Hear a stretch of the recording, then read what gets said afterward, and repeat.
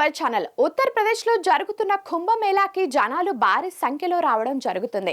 హిందూ సనాతన ధర్మంలో మహా కుంభమేళాకు ఎంతో ప్రత్యేకత ఉంది. ప్రతి 12 సంవత్సరాలకు ఒకసారి మహా కుంభమేళాను నిర్వహిస్తారు. ఈ కుంభమేళాలో పాల్గొనేందుకు ప్రపంచం నలుమూలల నుంచి లక్షలాది సంఖ్యలో భక్తులు తరలివస్తారు. మహా కుంభమేళాలో రుద్రాక్ష మాలలు అమ్ముతూ జీవిస్తూ తన అందంతో అందరినీ కట్టిపడేసిన మోనాలిసా గురించి అందరికీ తెలిసిందే.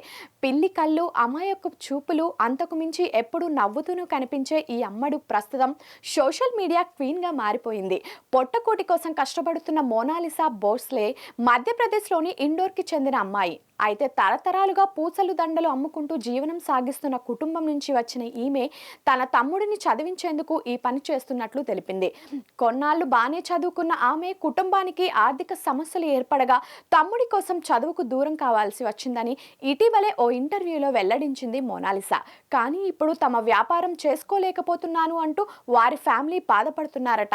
దండలు అమ్మడానికి ప్రయత్నిస్తుంటే అందరూ వచ్చి ఇంటర్వ్యూ అని, సెల్ఫీలని ఇబ్బంది పెడుతున్నారట.